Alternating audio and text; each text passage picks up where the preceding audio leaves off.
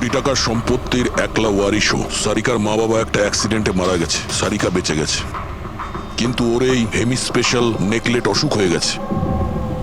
ওর আশেপাশেও দেখভাল করার জন্য তো অনেক লোক আছে, কিন্তু তার মধ্যে জানি না কতজন আছে যারা সৎভাবে ওর ওর ভালো চায়। এরকম কেন মনে হচ্ছে তোমার? অভিজিৎ, ওই উইল অনুযায়ী সারিকার পরে পুরো সম্পত্তি এই আত্মীয়দেরই পাওয়ার কথা। আর আমার প্রথম থেকেই এদেরকে খুব একটা ভালো লাগছে না। আর এই কিছুদিন আগে আমি ওর বার্থডে পার্টিতে গেছিলাম। চলো সারিকা, এবার কেকটা কাটো। দাদা, আর 2 মিনিট ওয়েট করে যাই। দয়া স্যার হয়তো চলে আসবেন, আমি ওনাকেও ইনভাইট করেছি। অন্তত আমাদেরও বলতে পারতে। আরে কে কি বললো না ভাই? Oh I am so sorry, আসতে একটু দেরি হয়ে গেল। Many many happy returns of the day, happy birthday. I will take it, দাও। আপনি আপনাকে ঠিক চিনতে পারলাম না।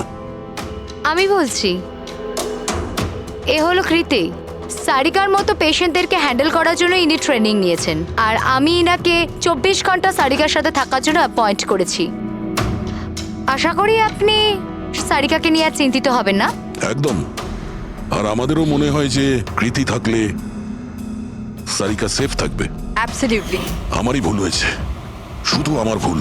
আমার সারিকাকে ওদের ভরসায় ছাড়া উচিত হয়নি। আমার মেরে দিয়েছে হয়তো ওরা ওকে। বাড়ি এসে গেছে।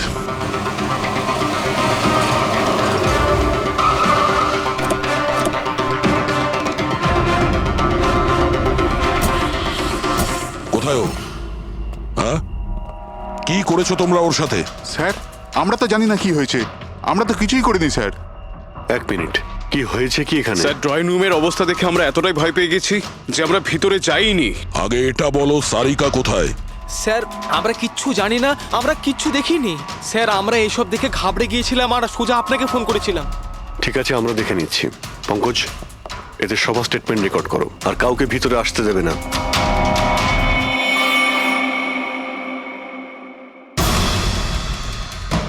সারিকা, সারিকা, কেউ আছেন? এখানে তো মনে হচ্ছে অনেক কিছুই হয়েছে। এত রক্ত তো কোনো একজনের হতেই পারে না।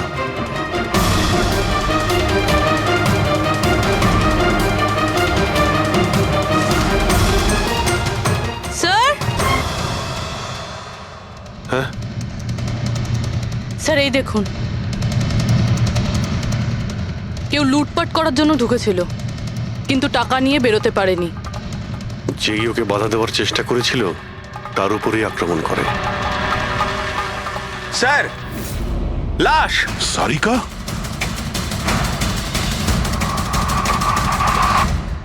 ও নো।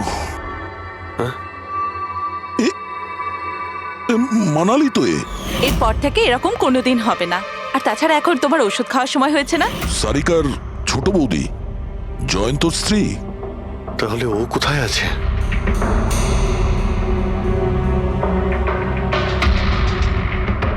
ও নো। দয়া,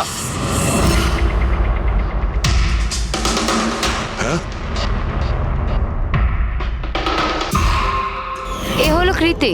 সারিকার মতো পেশেন্টদেরকে হ্যান্ডেল করার জন্য ইনি ট্রেনিং নিয়েছেন। এটা তো কৃতি।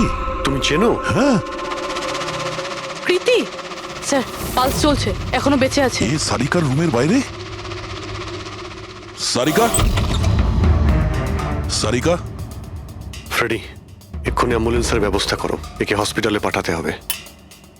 সারিকা, সারিকা,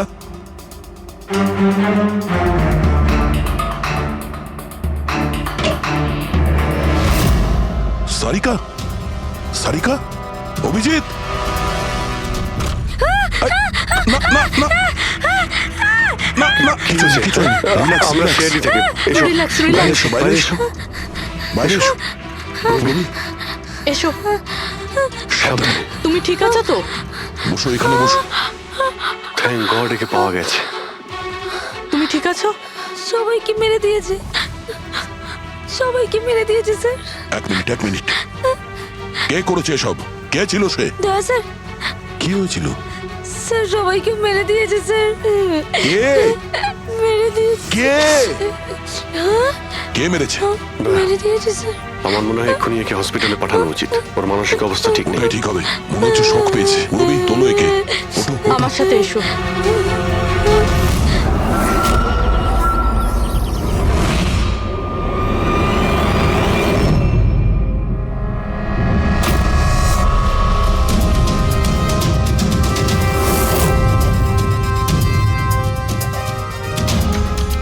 স্যার আপনি আমাকে ঘরে কেন যেতে দিচ্ছেন না?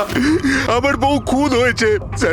স্যার প্লিজ আমি একবার দেখতে চাই, শুধু একবার। মিস্টার জয়ন্ত, আপনার স্ত্রীর খুন হওয়ার জন্য আমরা খুব দুঃখিত, কিন্তু আমরা আপনাদেরকে ভেতরে যেতে দিতে পারি না। 3 জনের উপর হামলা হয়েছে, একজন মারা গেছে, একজন আহত, আর একজন শক পেয়েছে। আর আপনারা বলছেন যে আপনারা কিছুই জানেন না। হ্যাঁ, সত্যি আমরা কিচ্ছু জানি না স্যার। ইনফ্যাক্ট আমরা এখানে কেউ ছিলামই না স্যার। আমরা সবাই নিউ বোম্বেতে ছিলাম একটা পার্টিতে। কোন পার্টি? স্যার একটা ফ্রেন্ডের রিসেপশনের পার্টি। তো আপনারা সবাই ওখানে গিয়েছিলেন তো? মানালি। ও বাড়িতে কেন ছিল? স্যার মানালি আমাদের সঙ্গে গিয়েছিল। বাড়িতে শুধু সারিকা আর কৃতি ছিল, কারণ স্যার সারিকার শরীর খারাপ ছিল। কিন্তু স্যার এই পার্টি থেকে হঠাৎ মানালি কি করে হারিয়ে গেল আমরা কিচ্ছু জানি না স্যার। স্যার, হ্যাঁ পূরবী।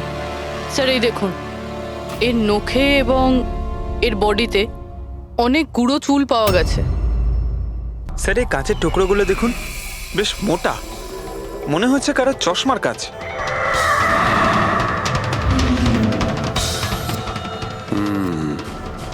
চশমারই মনে হচ্ছে। রেখে দাও সাবধানে। এই টেনে নিয়ে যাওয়ার চিহ্নের সঙ্গে রক্তের ফোঁটা।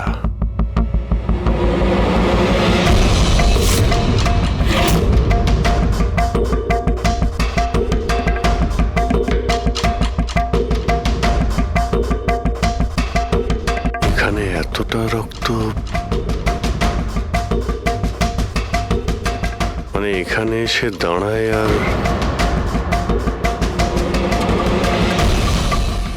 বাইকের চাকার দাগ। কেউ আহত অবস্থায় এখানে আসে আর বাইকে উঠে এখান থেকে বেরিয়ে যায়। আচ্ছা একটা কথা বলুন তো, আপনাদের মধ্যে বাইক কার কাছে আছে? বাইক? না স্যার বাইক তো কারুর কাছে নেই। আমাদের সবার কাছে নিজের পার্সোনাল গাড়ি আছে স্যার। এই বাড়িতে টোটাল 5টা কার আছে স্যার। কিন্তু অভিজিৎ, এটা কেন জিজ্ঞাসা করছো? কারণ কেউ খুবই আহত অবস্থায় বাইকে উঠে এখান থেকে চলে গেছে, আর আমার পুরো বিশ্বাস যে খুনি সেই। আই থিঙ্ক এর জবাব সারিকাই দিতে পারবে। ওর জ্ঞানটা একবার ফিরে আসুক। বাই দ্য ওয়ে, আপনাদের মধ্যে কি কারো চোট বা আঘাত লেগেছিল? আঘাত আমাদের? স্যার আপনার কথার মানে কি? আমাদের কেন চোট লাগবে? আপনারা আমাদেরকে সন্দেহ করছেন? যতক্ষণ এই কেসটা সলভ না হবে আমরা সবার উপরেই সন্দেহ করব। আর আপনারা যদি আমাদের সঙ্গে সহযোগিতা না করেন তাহলে আমাদের সন্দেহ আরো বেড়ে যাবে। হ্যাঁ, তাই প্লিজ কোঅপারেট।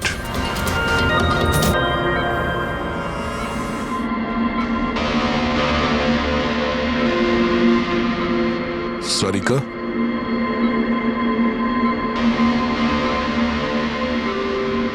আচ্ছা তুমি কি ঠিক আছো? অভিজিৎ, সারিকা, দয়া স্যার। তুমি ঠিক আছো? স্যার মানালি বৌদি আর কৃতি স্যার। কৃতি ঠিক আছে, কিন্তু মানালি মারা গেছে। সামলে কৃতি।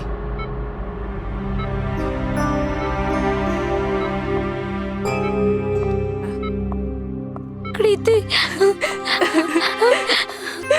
কৃতি তুমি ঠিক আছো তো? I am so glad you okay. Thank God তুমি ঠিক আছো।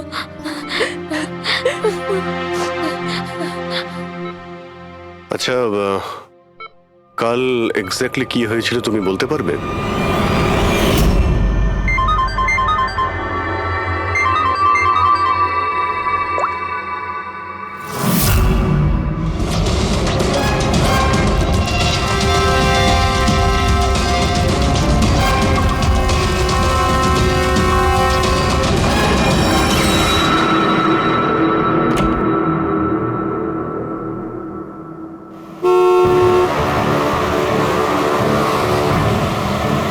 বৌদি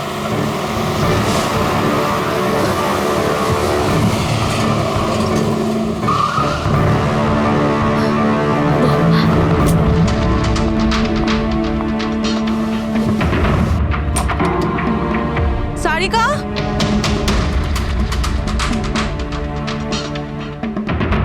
সারিকা সারিকা কোথায় তুমি? বৌদি সারিকা সারিকা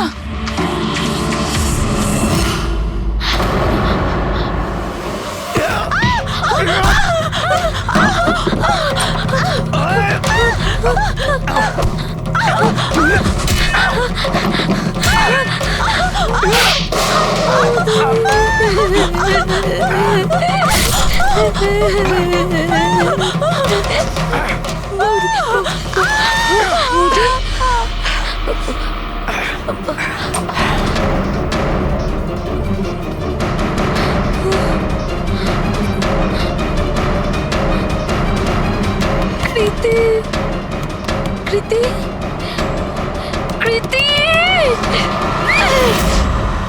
তো তুমি ওনার দরজাতে ধাক্কা দিয়েছিলে। তো কৃতি, আপনি আপনি কি দেখেছিলেন? আপনার উপরে আক্রমণ কি করে হলো? সারিকার জোরে চিৎকারের আওয়াজ পেলাম, আমি তখনই ঘর থেকে বাইরে আসি। সারিকা, এইসব কি করে? কৃতি কৃতি সারিকা, তুমি ঠিক আছো তো? কৃতি আমি আমি আমার রুমে। কৃতি আমি এখানে।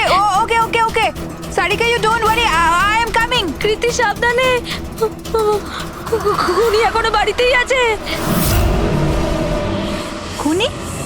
সারিকা, তুমি ওকে দেখেছো যে কৃতির ওপর হামলা করেছে? হ্যাঁ স্যার, আমি দেখেছিলাম। সারিকা, সারিকা, কৃতি কৃতি সারিকা, সেই মুহূর্তে তুমি যা যা দেখেছো সেটা তুমি একটা পেপারের ওপর আঁকতে পারবে? হ্যাঁ স্যার, যখন আমি ওনাকে মানালি বৌদির পেছনে দেখেছিলাম তখন খুব ভয় পেয়ে গেছিলাম। আমি শুধু ওই মুখটার একটা ঝলক দেখতে পেয়েছিলাম স্যার। যখন আমি আবার দেখি তো তখন আমি শুধু হাতটুকু দেখতে পাই। কৃতি আমার দিকে আসছিল আর তারপর পিছন থেকে হাত এলো, ওই হাতটা ওর ওপর হামলা করলো। লোকটা রেনকোট পরেছিল আর গ্লাভস আর একটা বড় চকমকি ঘড়ি, এই যে একেবারে সেরকমই হুবহু যেমনটা আমি দেখতে পেয়েছিলাম।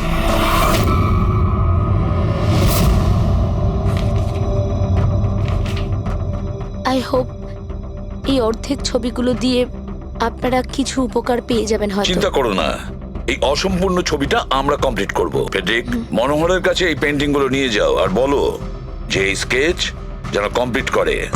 Sarika, thank you so much. আপনি যেতে পারেন, টায়ার্ড হয়ে গেছেন হয়তো। চলো সারিকা।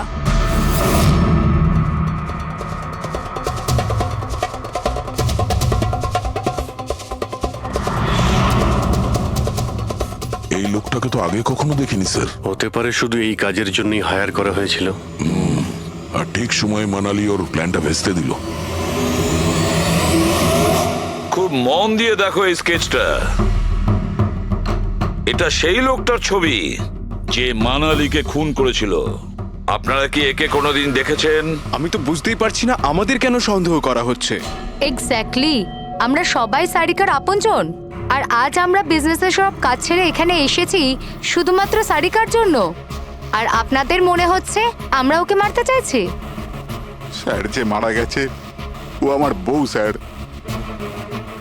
আর সারিকা আমার বোনের মতো। স্যার, আমি যখন খুব ছোট ছিলাম আমার বাবা মা মারা গিয়েছিল। সারিকার বাবা মাই আমাকে আদর যত্ন করে বড় করে তুলেছে। আমি আজ যা কিছু হয়েছি ওনাদের দুজনের জন্যই হয়েছি। আর স্যার, আমি সারিকাকে আমার নিজের প্রাণের চেয়েও বেশি ভালোবাসি। এক্স্যাক্টলি, এক তো আমরা ওর জন্য নার্স রাখলাম আর আপনারা সবাই আমাদেরকেই সন্দেহ করছেন। হ্যাঁ, সন্দেহ করছি তোমাদের সবাইকে। আমি নিজের চোখে দেখেছি কতটা ভালোবাসো তোমরা ওকে। আপনারা সবাই ভালোভাবেই জানেন যদি ওই বেচারির কিছু হয় তাহলে ওর কয়েকশো কোটি টাকার সম্পত্তির তোমাদের সবার মধ্যে ভাগ হবে। ওকে বাড়িতে রেখে তোমরা সবাই পার্টিতে গিয়েছিলে। ওখানে মালিনী কোনো কথা শুনেছিল যে কোনো খুনি ওকে মারতে চলেছে। মালিনী কাউকে কিছু না বলেই নিজে ওকে সাবধান করে আর চলে যায় সেখানে যেখানে খুনি মানালিকে মেরে ফেলে। আর যদিও পার্টিতে এই কথাটা শুনে থাকে তাহলে আপনাদের মধ্যে কেউ হবে? কেউ না? ঠিক আছে, তোমরা এখন যেতে পারো, কিন্তু একটা কথা ভালো করে মনে রাখবে, আমাদের কড়া নজর থাকবে তোমাদের উপরে। অভিজিৎ, দয়া ও বলছিল মানালি ওকে ফোন করেছিল যে মানালি পুলিশ নিয়ে ওর বাড়িতে পৌঁছচ্ছে। এক্স্যাক্টলি স্যার, কিন্তু ও না আমাদের সঙ্গে কন্ট্যাক্ট করেছে না পুলিশের সঙ্গে। হতে পারে কেউ ওর পিছু নিয়েছিল, তাই হয়তো ও ভয় পেয়ে গিয়েছিল। একটা কাজ করি আমরা, পঙ্কজ পুরবী, ওই পার্টিতে যে কয়জন লোক এসেছিল ওদের প্রত্যেকের নাম আর ফোন নাম্বার বের করো, আর খোঁজ নাও ওই রাতে মানালির বাড়ির আশেপাশে ওদের মধ্যে কার ফোন অ্যাক্টিভ ছিল।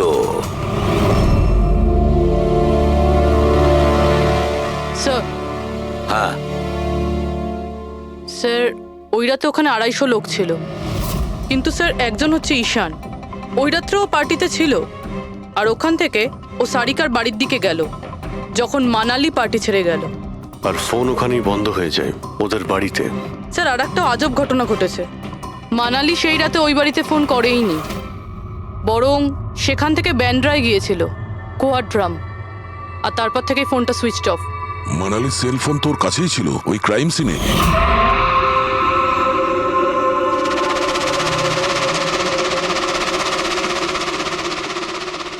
Switch off? আচ্ছা, এমনটা নয় তো যে ওই ফোনটা আসলে ঈশানের ফোন, ভুল করে ওখানে পড়ে গিয়েছিল? মানে ঈশান সেই রাতে সারিকা ভিলা এসেছিল। ডাকো ওই ঈশানকে বিউরোতে। স্যার, আমি করেছিটা কি? আমাকে এখানে কেন ডাকা হয়েছে? ঈশান, একটু আপনার চশমাটা খুলবেন? চশমা? স্যার, এটা তো উইদাউট নাম্বারের চশমা, এটা তো আমি রেগুলার পড়ি না। ডক্টর সালুকের কাছে নিয়ে যাও এটা। স্যার, আমাকে এটা তো বলুন, আমি করেছিটা কি? আমরা আপনাকে এখানে মানালি মার্ডার কেসের ব্যাপারে ডেকেছি। ক্রাইম সিনে আমরা চশমার ভাঙা কাঁচ পেয়েছি। আপনার চশমাটাকে ওই কাচের সঙ্গে ম্যাচ করিয়ে দেখব। কিন্তু স্যার, আমি তো ওই জায়গায় যাইনি। যদি তুমি নাই গিয়ে থাকো তাহলে তোমার ফোন ওখানে ওই ভিলাতে কি করছিল? আর মানালির ফোন তোমার বাড়িতে মান্দ্রাতে কিভাবে পৌঁছলো? ওই স্যার, পার্টিতে আমাদের ফোন এক্সচেঞ্জ হয়ে গেছিল, কারণ আমাদের ফোন দুটো এক। কি হলো মানালি ম্যাডাম, আপনাকে চিন্তিত মনে হচ্ছে? চিন্তিত আমি? না তো, আসলে আমি ওই জয়ন্ত আর আকাশকে খুঁজছিলাম। আপনি ওদের কোথাও দেখেছেন? হ্যাঁ, ওরা দুজন ভেতরেই হবে। আসলে কি হয়েছে, এত চেঁচামেচি আর এই ডিস্কোতে আমি কিছু বুঝেই উঠতে পারছি না।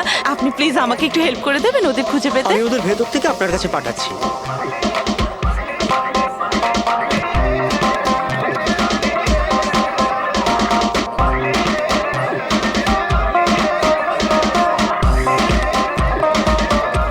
মানালি? ঈশান, তুমি তো বলছিলে মানালি খুঁজছে আমাদের। কোথায় মানালি? আরে এক্ষুনি তো এখানেই ছিলেন মানালি, কি জানি কোথায় চলে গেলেন। ওই দিকটা কি দেখি, চলো। স্যার, আমার ফোন সুইচ অফ ছিল, এই জন্য আমি মানালিকে বলতে পারি। সেই কারণে মানালি পুলিশকে ফোন করতে পারেনি। স্যার, আমাকে বিশ্বাস করুন, আমি খুন করিনি। খুনি না হলেও খুনির সঙ্গীত হতে পারো, যে ওখানে ওই পার্টিতে উপস্থিত ছিল। তুমি পার্টিতে মালিনীর সমস্ত কথা শোনো, আর যখনই মানালি ওখান থেকে বেরোয় তুমি মানালির পিছু নাও। কোনো কায়দা করে তুমি মানালির ফোন তোমার বাড়ি ব্যান্দ্রাতে পাঠিয়ে দিলে, আর ওখানে পাওয়া চশমার কাঁচের টুকরো, আমাদের সন্দেহ ওটা তোমার চশমার রিপোর্ট তো আমরা পেয়েই যাব আমাদের ফরেন্সিক ল্যাব থেকে। ঈশান, শুধু ঈশানের কাছে কোনো কারণ নেই, কিন্তু সবার কাছেই কোনো না কোনো কারণ আছে সারিকাকে মারার জন্য। দিয়া আর অভয়, এদের দুজনের তো টাকার খুব প্রয়োজন ছিল। হতে পারে এরা দুজন করেছে, আর এদের প্রত্যেকের কাছে একটাই অজুহাত আছে যে ওরা রিসেপশনের পার্টিতে ছিল? স্যার এরা সবাই ওই রিসেপশন পার্টিতে প্রেজেন্ট ছিল, কিন্তু কোনো একজন খুনিকে ফোন করে সারিকা ভিলায় যেতে বলেছিল লেফট দিয়ে, যাতে সারিকা কিছু বুঝতে না পারে। তারপর সারিকাকে মারবে, কৃতিকে মারবে, আর সবাই ভাববে দেখে যেন মনে হয় চুরি করার উদ্দেশ্যে খুনটা হয়েছে। আর এই সব কিছুই মালিনী শুনে ফেলে। তারপর ননদকে বাঁচানোর জন্য ও বাড়ি ফিরে আসে, কিন্তু ও সেখানে খুন হয়। কিন্তু মারা যাওয়ার আগে ও খুনিকে আহত করেছিল। খুনি যাওয়ার সময় কৃতির উপরে হামলা করে, লুটের মাল আর ওর ননদকে ফেলে তারপরে সে বাইকে করে পালিয়ে যায়। একবার, শুধু একবার এই খুনির ব্যাপারে কিছু যদি জানতে পারি না, কিছু, তাহলে ধরে নাও মাস্টার মাইন্ড আমাদের হাতে। স্যার খুনির বাইকের টায়ারের চিহ্ন, আশেপাশে পড়ে থাকা রক্তের ফোঁটা সব চেক করেছি, কিন্তু কিচ্ছু জানতে পারিনি। স্যার মনে হয় যে খুনির কোনো পাস্ট রেকর্ড নেই। এর মানে হলো খুনি কোনো পেশাদার অপরাধী নয়। স্যার মানালির জামা কাপড় থেকে আর নখ থেকে যে চুলগুলো পাওয়া গেছে, সালুমকে স্যার সেটা টেস্ট করছে, হয়তো কিছু পাওয়া যাবে।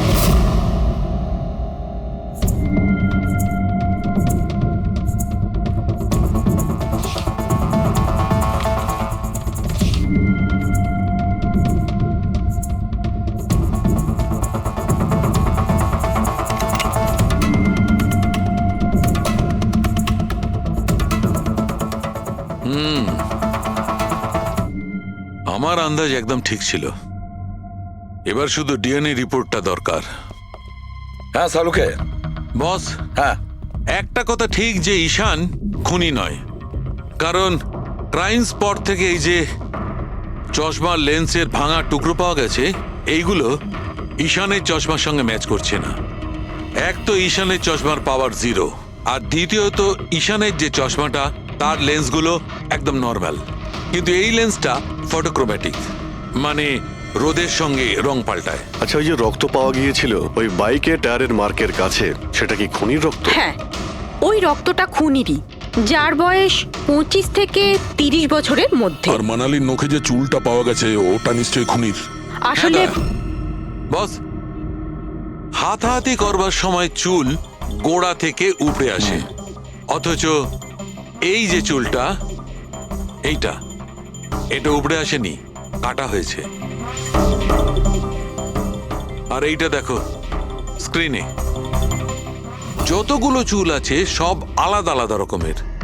কোনো চুল সিধে, কোনোটা কোঁকড়ানো, আর ওগুলো রং দেখো, প্রত্যেকটা চুলের রং আলাদা, কোনোটা কালো, কোনোটা ব্রাউন, কোনোটা ডার্ক ব্রাউন, আর ওই গোল্ডেনও আছে। এই চুলগুলো একটা লোকের হতেই পারে না। আলাদা আলাদা লোকের চুল? হ্যাঁ দয়া, এই চুল থেকে আমরা বিভিন্ন ধরনের কেমিক্যাল পেয়েছি, যেমন হচ্ছে কেরাটিন, ফিফটাইন, আরো অনেক কিছু। আমার মনে হচ্ছে না যে এই চুলগুলো কোনো একজন লোকের মাথার চুল। Hello, oh good, very good, thank you very much, good news, bye. DNA টেস্টের রিপোর্ট, এই রিপোর্ট এই বিষয়টা কনফার্ম করছে যে এই যে চুলগুলো সেগুলো কোনো একজন ব্যক্তির চুল নয়। যে লোকটার ড্রেসের ওপর আলাদা আলাদা চুল আছে, আলাদা আলাদা লোকের কাটা চুল, সেই লোক কোনো বড় সেলুনে কাজ করে, হেয়ার স্টাইলিস্টের।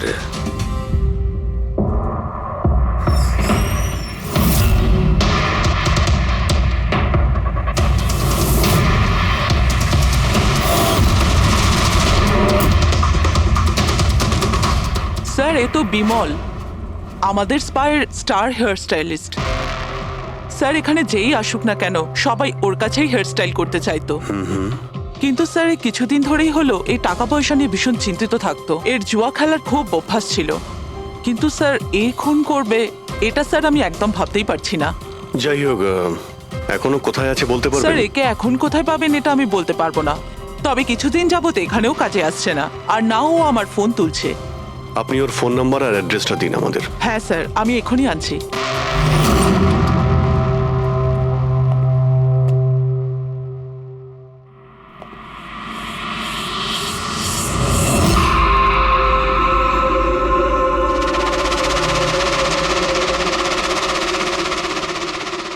Oh no. গেছে? বিষ খেয়েছে। এখানে আঘাত লেগেছে আর এই কাঁধেও নখের চিহ্ন। মানে এই হলো সেই যে মানালিকে খুন করেছে। দেখো কিছু পাওয়া যায় কিনা।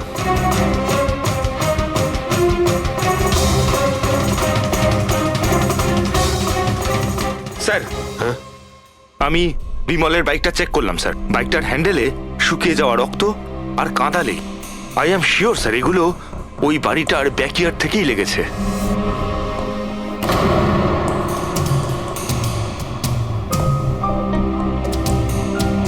স্যার, স্যার এই ভেঙে যাওয়া চশমা আর এই রেনকোট পেয়েছি। রেনকোটে রক্ত লেগে আছে।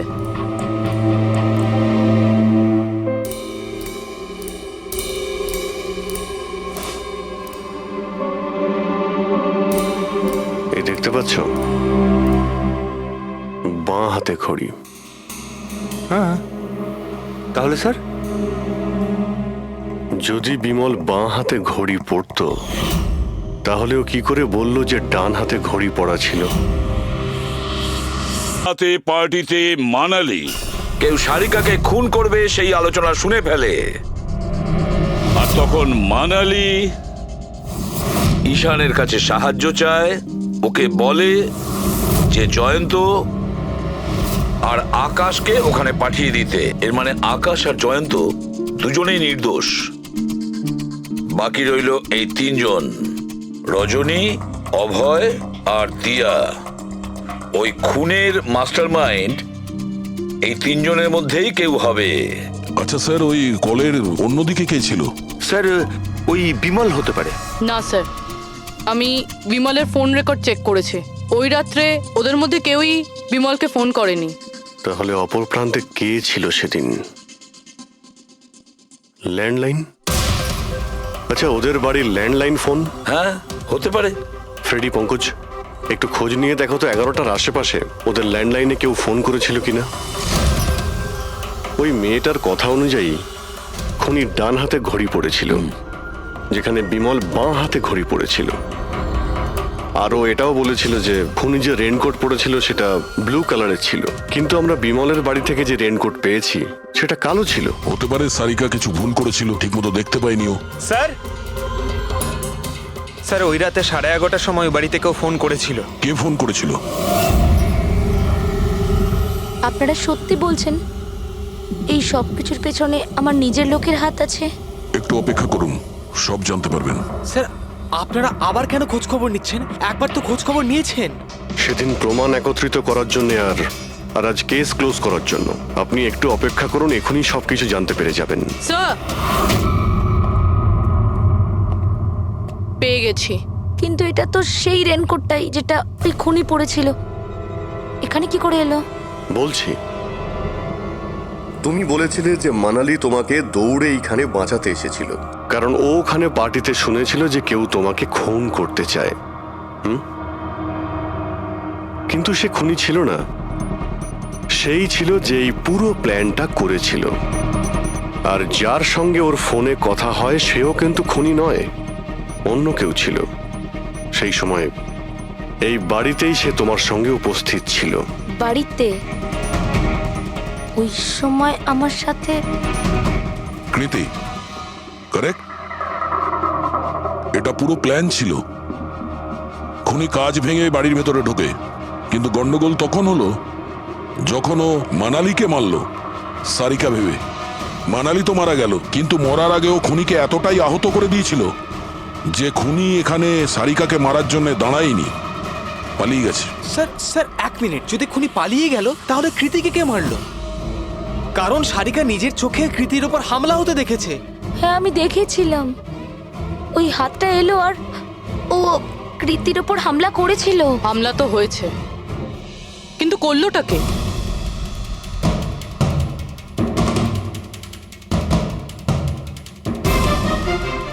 আপনারা সবাই আমাকে এভাবে কেন দেখছেন? এর উত্তর তো শুধু তুমিই দিতে পারবে কৃতি। ও রাত ঠিক 10:30টার সময় শুয়ে পড়েছিল।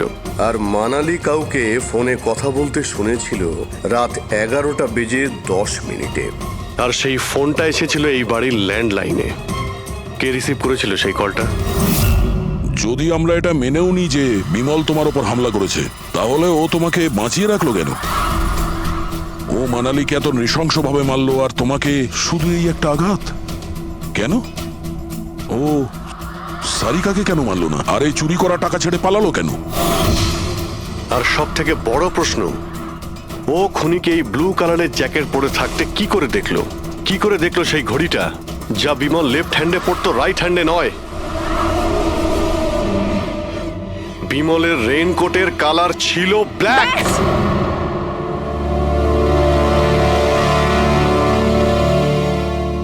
ঠিক চিনেছেন আপনারা। ওই হামলা আমি নিজেই করেছিলাম।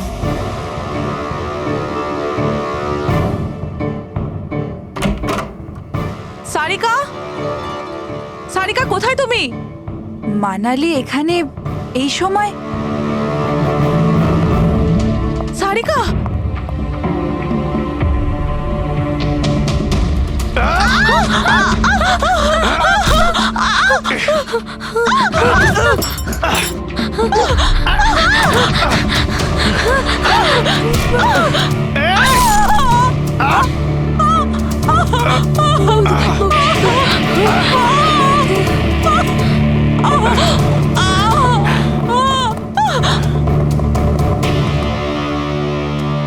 কৃতি,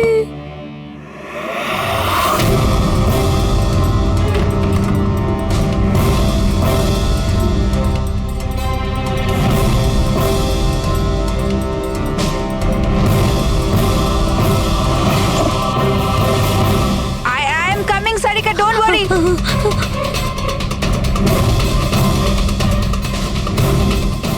কৃতি, কারণ আমি চাইনি কেউ আমার উপর সন্দেহ করুক।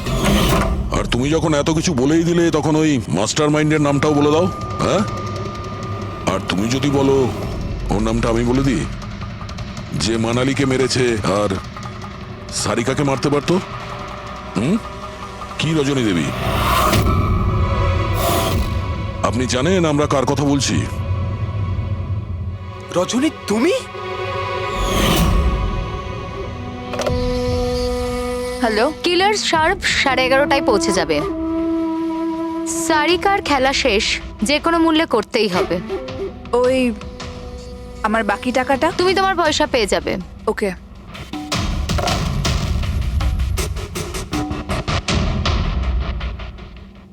রজনী, তোমার জন্য আমি আমার বউকে... আমার পয়সার দরকার ছিল। সারিকার বেবি সিটিং করতে করতে আমি হাঁপিয়ে উঠেছিলাম। আর এইসব তোমার জন্য হয়েছে আকাশ। তোমার জন্য আমরা সবাই সারিকার আয়া হয়েছিলাম। আমাকে আমার জীবন যাপন করতে হতো আগের মতো। এই জন্য আমি প্ল্যান করেছিলাম, আর কৃতিকে বাড়িতে নিয়ে এসেছিলাম। পার্টিতে যাওয়াও আগে থেকেই ঠিক ছিল, যাতে আমি সময় পাই প্ল্যান করার। সব ঠিক চলছিল, শুধু বিমলের ব্যাপারে একটু ভুল হয়ে গেল। না হলে... এত কিছু হয়ে যাওয়ার পরেও দেখছি তোমার কোনো অনুতাপ নেই, বরং নিজের প্ল্যান নিয়ে গর্ব করছো। তুমি অনেক সময় পাবে নিজের প্ল্যানের ভুল ত্রুটি ধরার, কারণ তোমার এই বাকি জীবন এবার তোমাকে জেলের মধ্যে বসেই কাটাতে হবে।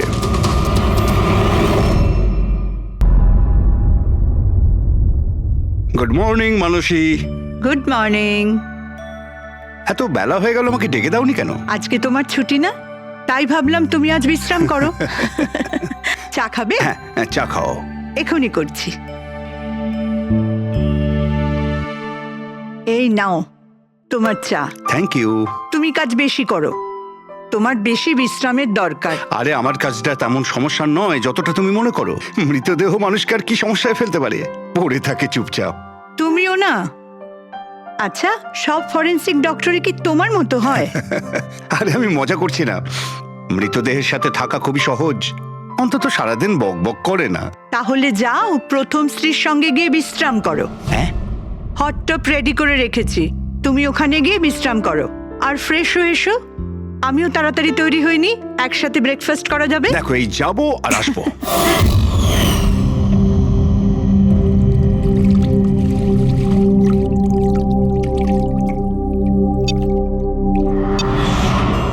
Good morning mom. Good morning বাবা। কি ব্যাপার, এত সুন্দর সুগন্ধ কিসের? কি রান্না হচ্ছে? ওটা তো খাওয়ার পরই জানতে পারবি।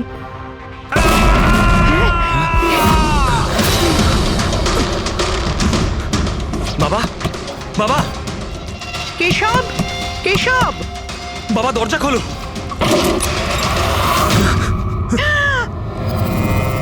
বাবা,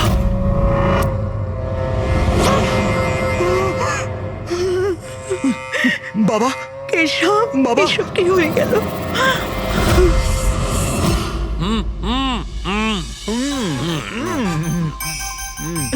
না না আজকে এই যে ফুচকাটা আমরা খাচ্ছি না, আমার কলেজের দিনগুলো মনে পড়ে যাচ্ছে। কলেজে এমন কি করতেন স্যার?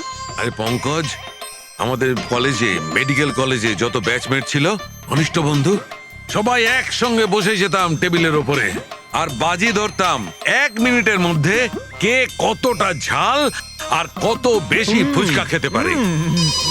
আরে ভাই 1 মিনিট, এই দেখো কলেজ ফ্রেন্ডের নাম করেছি আর কলেজ ফ্রেন্ডের ফোন এসে গেছে। হ্যালো, হ্যাঁ কেশব। দাদা, দাদা একটু সাহায্য করুন। মানসী, কিছু করুন দাদা, প্লিজ সাহায্য করুন। ব্যাপারটা কি মানসী? উনি মারা গেছেন।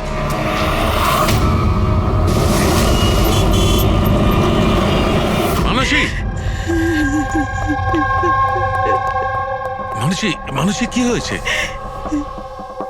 আমি রান্নাঘরে ছিলাম হ্যাঁ, আর কেশব বাথরুমে। বাথরুমে? তারপর জোরে চিৎকার শুনি। এখানে তো পুরো জলে ভর্তি, সাবধানে।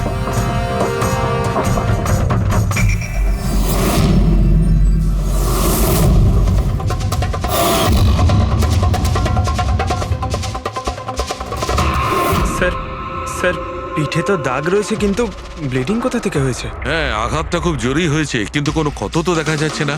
একটা কাজ করছি, বডিটাকে ল্যাবে নিয়ে গিয়ে দেখছি। তুমি কি দেখেছিলে? কি হয়েছিল কি এখানে? অ্যাকচুয়ালি স্যার, আমি, মা আর রতন আমরা 3 জন হলে ছিলাম। হঠাৎ করে জোরে একটা শব্দ পেলাম, মনে হলো যেন বোম ফেটেছে। আমরা 3 জন বাথরুমের দিকে দৌড়ে এলাম আর দেখলাম যে বাবা। বোম ফেটেছে? যদি বোম ফাটতো তাহলে এখানে তো সব ভাঙাচোরা থাকতো, সেরকম তো কিছুই নেই। স্যার, হয়তো ব্লাস্টের জন্যই হয়তো এই জল বাইরে এইভাবে পড়ে রয়েছে। কিন্তু পুরবি এখানে তো কোনো ব্লাস্টের চিহ্নই পাওয়া যাচ্ছে না।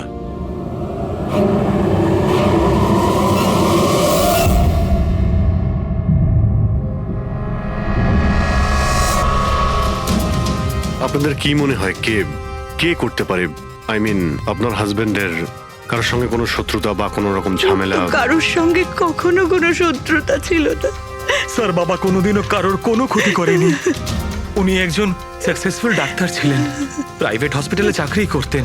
হসপিটাল থেকে বাড়ি, বাড়ি থেকে হসপিটাল। শত্রু তো ছেড়েই দিন, উনি কখনো কারোর সাথে ঝগড়াও করেননি।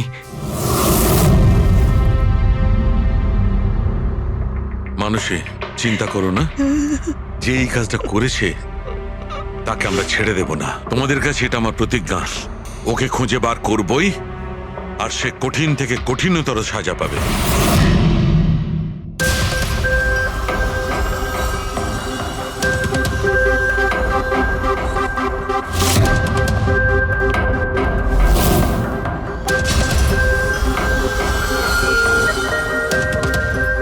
হ্যাঁ শালুকে, কিছু পেলে? স্যার, কেশব বাবুর শিরদাঁড়ার হাড় ভেঙে গেছে, ইন্টারনাল অর্গানও খুব খারাপভাবে ড্যামেজ হয়েছে। এই একটা বাথটাবে বসে বসে এত বড় ইনজিউরি? বস, কেশবে যে ধরনের চোট লেগেছে, এটা এইরকম একটা আঘাত যেমন বোম ব্লাস্টে হয়ে থাকে। আরে স্যার, আমরা পুরো এরিয়াটাই চেক করেছি, আপনিও তো ছিলেন ওখানে। ব্লাস্ট হওয়ার মতো কিছুই তো ছিল না। মানছি সেখানে আমরা কিছুই পাইনি, কিন্তু তবুও এটা আমার দৃঢ় বিশ্বাস এর চোটটা বোম ব্লাস্টের কারণেই। আরে কিভাবে হয় যখন ওখানে কোনো বোম ছিলই না? তাহলে ব্লাস্ট হবে কি করে? কিন্তু এনার শিরদাঁড়ার হাড় যে অ্যাঙ্গেল থেকে ভেঙেছে সেটা থেকে একদম পরিষ্কার যে যেটা হয়েছে বা ব্লাস্ট যাই হয়ে থাক, সেটা নিচের দিক থেকে হয়েছে, জলের ভেতর। এটা ওই বাথটাবের জলের অ্যানালিসিস। আপনি ওই জলে কিছু পেয়েছেন? হ্যাঁ, জলে অনেক কিছু পাওয়া গেছে। ওর ঘাম পাওয়া গেছে, ওর গায়ের চুল পাওয়া গেছে, ও যে শ্যাম্পু দিয়ে চান করছিল সেই শ্যাম্পুর অংশ পাওয়া গেছে, ও গায়ে সেন্ট মেখেছিল সেই সেন্টের গন্ধ পাওয়া গেছে। আমার তো মনে হয় তুমি ভুল করছো। তুমি আবার একবার চেক করো। আবার করার কোনো দরকার নেই। আমি 100% শিওর যে এই ঘটনাটা বোম ব্লাস্টের কারণেই হয়েছে। That's all. এই ইনভেস্টিগেশন তুমি বন্ধ করো। বন্ধ করবো মানে তুমি এখন স্বাভাবিক অবস্থায় নেই। প্রপার ইনভেস্টিগেশন করার ব্যাপারে। আর অভিজিৎ, দয়া, ডক্টর কেশবের ইনভেস্টিগেশন আমরা করব। শালুখে দেখো, আমার কথাটা শোনো। আমি জানি ডক্টর কেশব তোমার খুব কাছের বন্ধু ছিলেন, আর তুমি সিআইডি প্রসিডিওরটা তো জানো। আমার কথা শোনো, অভিজিৎ দয়ার সঙ্গে বসো আর কেশবের ব্যাপারে যা কিছু জানো সব কিছু বলে দাও ওদের। হয়তো উনি এমন কিছু কথা বলেছিলেন যেটা আমাদের কেস সলভ করতে কাজে লাগবে। আরে ভাই তুমি প্লিজ শালুখে আমার কথাটা শোনো। ওকে। দেখ পঙ্কজ, কেশববাবু যে হসপিটালে কাজ করতেন ওখানে গিয়ে জিজ্ঞাসা করো খুব ভালো করে, দেখো কিছু পাওয়া যায় কিনা। প্রত্যেকটা ইনফরমেশন আমাদের চাই।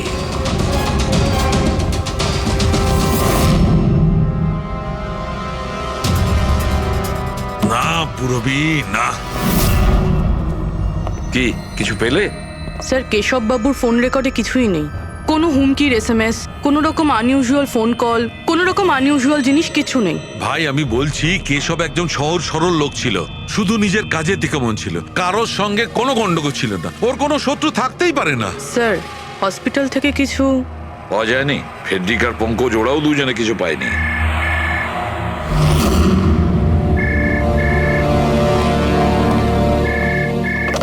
হ্যালো সালুখে, সালুখে, কেমন আছিস ভাই? চিনতে পারছিস? কে বলছো? আরে আমি হলাম তোর পুরনো বন্ধু।